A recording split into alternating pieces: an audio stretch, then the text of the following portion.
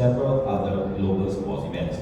He co-founded and produced the Junior Football League that was seen on Astro Supersports by 18 million viewers yearly. He was also formerly the principal of Sports Guru Asia, and this like to bring up the Guru Manvir. Okay, Manvir and all the speakers on to the stage. Come on, everybody, let's give them a final round of applause.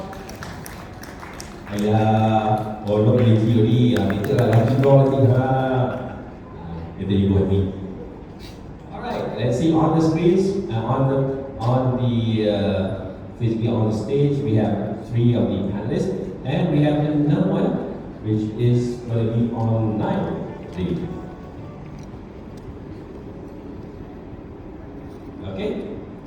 Okay, so over here, no one will tap in the speakers online virtually. Mike, microphone's on for the speakers and moderator.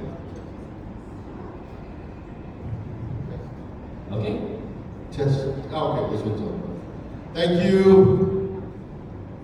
And we first want to thank all the speakers for the earlier events. They were up here on stage. We want to thank them because they were the opening act for us. They saved the best for last. So finally, the patients and the other experts say thank you for everyone else for coming out here. I'm going to introduce or have them introduce themselves here. But first, I'm going to go to the guy who's the furthest, Adam, who's online. Adam, you can hear us? Yes, I can. Yeah, maybe just a quick introduction of who you are, Adam. My name is Adam.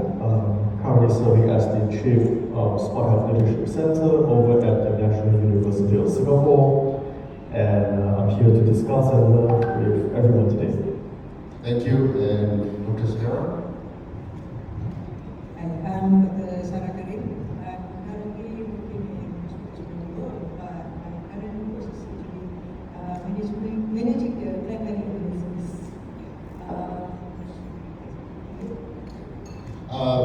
Jude? Yeah. For those of you who were here yesterday, you probably hear my speech. So I'm from Sophie, a Swiss-German innovation company that does healthcare innovation. Right? Our claim to fame, the new founder of espresso machine, and of course we build cold chain delivery chip as well, and a lot of digital applications in Asia context. And Dr. Paul? Hi, I'm Pauline. So, Hi, I'm Pauline, and I run the National Health Innovation Center in Singapore. This is a government-supported entity that works with all the public health institutions in Singapore to develop and commercialize innovations and technology. They do this from within the hospital as well as with companies outside. okay, thank you. In addition to what the MC was saying about my presentation or me, I'm a patient advocate trained by WHO. I have been a patient for about 22 years. I was on dialysis for 10 years and then I had my transplant in 2012 right here in Kuala Lumpur. That really helped me understand a bit more about the outside of healthcare, more than just being a patient. I became a patient advocate trained by WHO. I'm the president of a patient organization right here in Malaysia and several other organizations across the world. And I am also the National Patient Safety Council, so I deal a lot with the Ministry of Health. But I am a digital transformation person. I believe in the data, right? And so now that you know all of us here on stage, I just want a show of hands from the people who are here, right? Just to get to know a little bit of who you are and understand you better. How many of you are doctors? Put up your hands. Okay, there's a couple there. How many of you are nurses? Put up your hands. Nurses? Okay, it's not really nurses. That's pretty good. How many of you guys are in hospital administration, operations? Put up your hands. Okay, there's a couple of. How many of you guys are in hospital tech or digital? Oh, okay, that's great. How many of you guys are patients? Everyone. All those people never have fallen sick. Please take their pictures. They've never fallen sick. They never had a flu. They've never fallen down, broken anything. They've never gotten pregnant. They've never been in hospital. Fantastic. Great. So we know who we're talking to. Great. Okay. So I'm I think what we're talking about up here today is about the issue of manpower. Now, the WHO says that by 2030, they're going to lack 10 million people in healthcare. Now, currently, there are 51 million people in healthcare working globally that serve 8 billion population. In Malaysia, it is 335,000 healthcare professionals dealing or taking care of 32 million people, right? This is public-private numbers, right? So, can you imagine that? That's a huge number because it's, for Malaysia, it's 1% of the population. It's taking care of 99% or rather 100% even themselves. Right? So, if you're going to have a lack of 10 million globally, so digital healthcare is very important because it's a tool. It's a tool that we can use. So maybe I'm going to go to Dr. Pauline first over on the other side. In Singapore, how are you all planning to work through this and still have that delivery of healthcare reach patients? Thanks very much. This actually is one of the subjects that is really close to our heart. Not just in healthcare, because as you all know, Singapore is a really small country with very few people. So at some point, we're going to run out of people to take these jobs, right? It's not just a healthcare job, but every other job, right? So if there's anything or any tool that can augment human capital, that would be very, very interesting to us. So how are we starting to do this? Obviously, COVID was sort of a blessing in disguise. You know, I think Singapore had always, maybe for the last 10 years, sort of been prepared with some digital tools. But a lot of it was like toys, yeah? I mean, we did innovation projects and all that, but we never really figured if we could implement and deploy them. Then COVID hit, right? And then suddenly, before you knew it, every single digital solution you could think of came onto the table, right? And in fact, it was a public-private partnership, and the government actually had to go out and ask, are there any private sector players who has a solution that can help us, right? And not just a solution that was digital, it included things like were you able to manufacture masks, simple things like masks, for example, right? And were we able to upskill some of the SMEs to change, you know, in order to manufacture these things quickly? And that did involve some digital assistance, right? Because you also need to take orders quickly, you have to inventorize, you have to deliver something overnight in the whole country, not just healthcare, right? Everything from essential services like delivery of food, ensuring that people were, you know, we could stock up the supermarkets on time, you know, run out of toilet paper, everything, right? We could not possibly have done that manually, even if we had 10 more million people. We couldn't, yeah. This 3 million or 3 point something million so-called Singaporeans and PRs really had to use whatever we could to survive. And I guess that was sort of the Kickstarter, right? Now that we sort of have all this infrastructure built up in a really short time, how can we continue to use that? And healthcare certainly will always be important, right? We will always need this. All of us are patients, as we said. We would wish that we didn't have to wait at the hospital for so long. Today, we still have to, right? Still many, many hours. But at least today, when you wait at the hospital, you are told how many hours must you wait. Then I can drink coffee first and come back. Exactly. I mean, we want to save time, and I guess that saves a lot, especially if you're not well. If you know, when we're fine, we're waiting, it's okay. But you know, when we're not well, obviously that time is a huge factor. I'm going to jump to Adam because he's part of this organization called Smart Leadership. So tell us, from Smart Leadership, what are your plans to mitigate this in Singapore? My plans doesn't matter, I support the government. So that's one. But on a serious note, so there are some shortages. That's the topic we're going to talk about for healthcare professionals. And for sure, technology is going to be a huge boost. For 2023 alone, so for the remaining of this year, Singapore has forecast that we need an additional 4,000 nurses alone. And we're not going to get that from Singapore because you can, organization can replenish nurses by coaching. It's not going to help solve the issue. So that goes to show that the issue, and there's a worldwide shortage. I mean, we go around the world, you see Philippines being the factory of the world for nurses. You see them in the Middle East, you see them in Asian countries, you see them in European countries. And that begs the question, and I'm just using nurses as an example. We're training nurses in Singapore all the time. There are four schools actually that produces nurses. Why is there still a shortage? So some staff are not just using technology to plug a gap. There's a gap that needs to be addressed. This could be policies. This could be how we are restructuring nurses' jobs. And I think that needs to be looked into, which is been happening in Singapore before we talk about technology. So don't get me wrong, part of my job is obviously using tech in a sensible manner, but you can throw a lot of tech in a badly structured question. It's not going to solve the issue. So we may need to actually come back and ask, why are nurses leaving? And by extrapolation, why are healthcare professionals leaving the industry? I think that's a bigger question to ask. Okay, thanks a lot, Adam.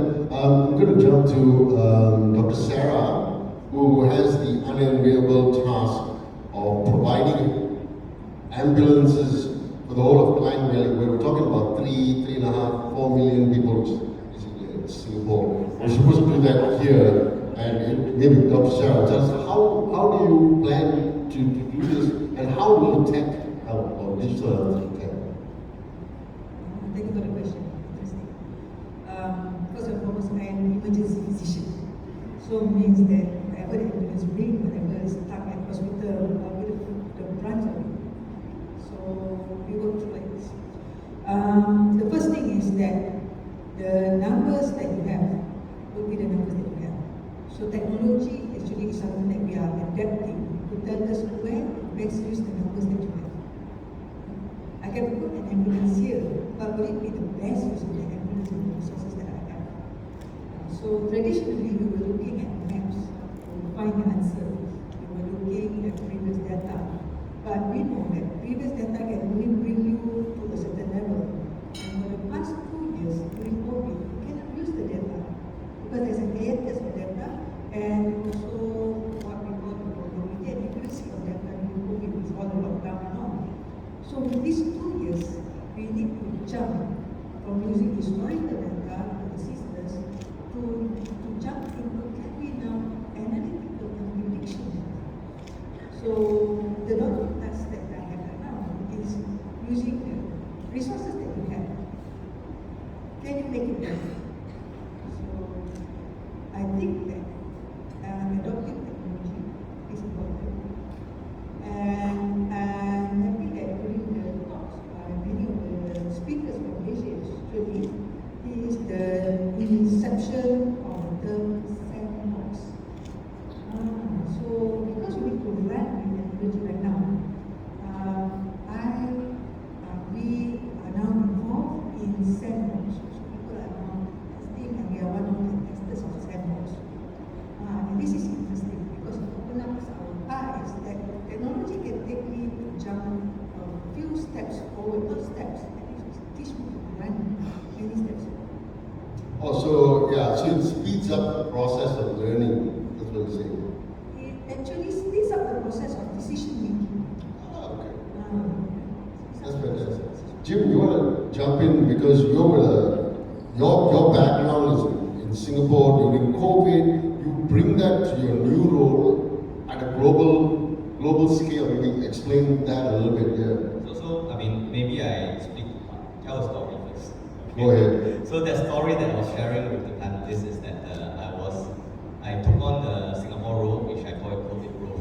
Okay, because I've been traveling and working outside Singapore for 15 years, since 2004 to 2019, until COVID strikes. So I stayed back in Singapore. Although I'm Malaysian, by the way, I work in Singapore. Right. So contribute to national service because I was involved in what we call the community care facility in Singapore Expo, where we actually send the foreign workers and those with mild COVID symptoms to be quarantined. Okay, so I was actually stationed there, helping to set up with our partners and customers to set up IT support.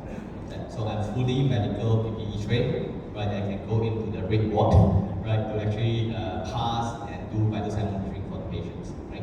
So over there, we actually realized that even though whether you have manpower crunch or not, right? At that time, 2019, 2020, nobody actually there to deal with COVID. Okay, so even if you have enough people, nobody wants to do it. So what can we do? We use technology, right? So we actually vital sign monitoring. You gather all the Apple iPad, get some different on-road monitors and then SpO2 monitors, and then you actually use robots to move it into the ward, right? So that it can actually serve the purpose. So with that, technology actually helped a lot. And we also do RPA because you have a lot of patient information, right? You don't have enough people to key in the information, even though it's a safe job to do, right? So RPA helps a lot. That's why I see that there's a lot of technology useful, right, during COVID, post-COVID, to address the manpower shortage. And maybe I just summarize everything into a very simple thing called A, B, C, D, E, F, G, H, I. Okay. Okay. So it's A to I. A to I only lah, okay, not to Z yet. So A, AI, right? Many booths out there from Qfly, for my own company, we use AI, and I talked a lot about AI yesterday, right? So how AI can actually help to do the future of healthcare and to address the manpower shortage for sure, right?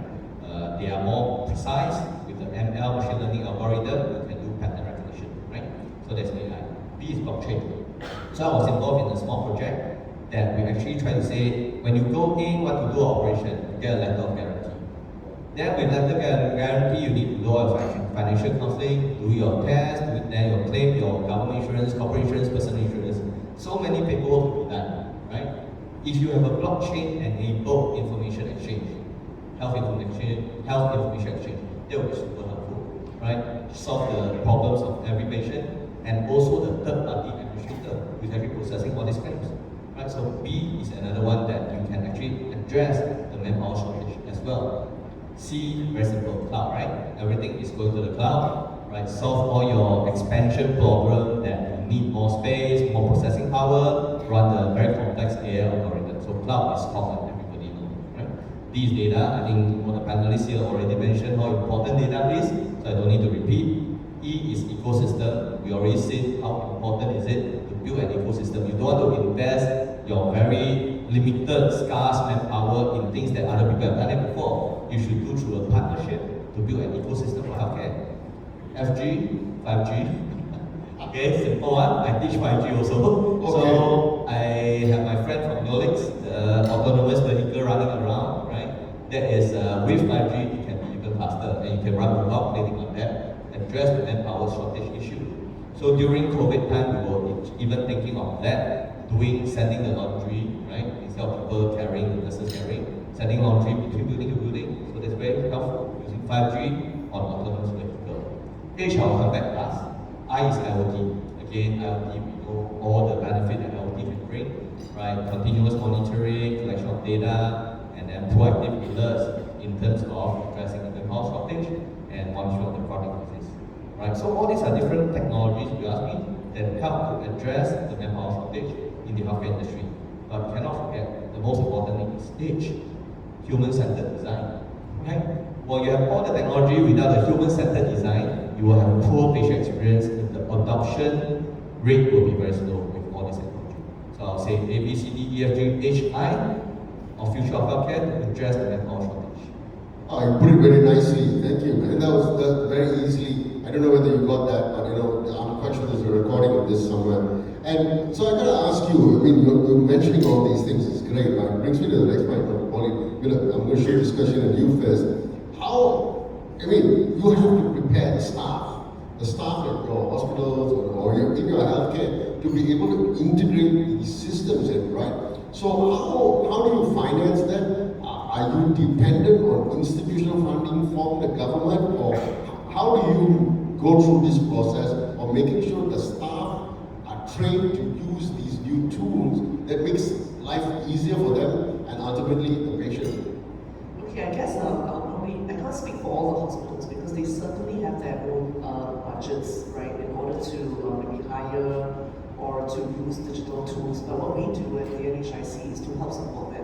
So say for example, especially if it's a new technology, new digital solution or whatsoever, actually it is very difficult for the hospital clusters to set aside budget because they have to run their day-to-day operations. Like what Dr. Sarah says, even to set up a sandbox requires them to set aside manpower and resources, which is the last thing we want to give up because they're already so short, right? So what we do is we give them additional funding, for example, to try to integrate and adopt, to try the new technology, and then if they have to rework their whole workflows, for example, in order to adopt it long term, that would help them, right? Because otherwise it's very tough. Like say for example, if you had maybe Dr. Sarah, she had 5 very important nurses or paramedics, right? And you tell them, okay, 2 of you need to work with me on a new innovation in the sandbox. Then suddenly someone calls a new ambulance, calls for an ambulance, then your regular people will not be there to respond. So if let's say we give them this additional resource, right, and say, hey, you know what, instead of trying to cut your own flesh, right, and start a new innovation, work with partners, is what Jim said, right? You don't have to do this alone, right? Go and call like a private sector partner to help you, right? If you've never had this, you can't do it on your own. Ask for help. So that's what we try to support to do, right? In that sense, we are also opening up the ecosystem. Because at some point, I mean, we always talk about sustainability of new innovation. Even if you can run a pilot within the hospitals, it can't be commercially viable because the doctors and the nurses will never be the ones to go and market it outside the rest of the world. Like if you bring in a private sector partner, for example, and then with some small government funding to start a pilot, they will then customize this new innovation that is practical to use, right? New digital solution, new clinical workflows, then this becomes an exportable business, which itself will be sustainable and viable, hopefully. So that's how I guess that the initial so-called funding from the government can help to build a new so-called business track that is hopefully financially viable as well. Oh, that's pretty good. Just to the sound guys, when Adam speaks, could you put up the monitors over here so that we can hear him a little clearer? Very good point that you're making because it's sort of like a mindset shift that in order to help the things inside the hospital, you have to go outside to speak to other people who maybe specialize in those areas, right? And Dr. Sarah, how do you find that working with the sandbox now? And just also alluding to what Pauline was saying about partners outside. How have you found that working with them so far? So I find that there are 2 types of sandbox. One is really take it, use it. Another sandbox is actually when they give you to partner with someone and say that, okay, this is the time, go and build something out of it. So this is where it's going to be nice because the partners that you get already have something. And now you have the opportunity to tell them, hey, you stay in my ambulance. Trying to tell you that how yours can help me without changing my work process. Because the worst case for any healthcare service is when you ask them to change their work process. That would be the last thing you want to do. But you say that my tool now enables you not to change your work process, but make you more efficient when you buy this food. The second thing is that is that we don't know about what happens if your tooth is broken. I'm so happy to see it now. It's no more available. What happens there? So one of the things that I like to challenge my sandbox partner is that I take a video, I ask my staff to use, but I'm going to challenge them to break the tool. Because during this testing, they can break your system, or bypass your system. This is what we do with you. So we change the way we do. Instead of testing to say, I certify that it's good usable, I certify that I tried to break it, it didn't break it. When it was broken, they are able to help me straight. So that's something I like. So we're being sent on. Wow, yeah, this is very good because I can tell you from a patient's point of view, the reason for healthcare is to save people's lives. So if that delivery does not work, then somebody can potentially lose their life, right? Adam, with this, okay, coming back to the question is, how dependent are you guys for the training of the staff on institutional health, governance, on that, or how do you guys go about it to train the staff to be able to integrate digital healthcare as a tool? That is a great question. So there are several levels. Each level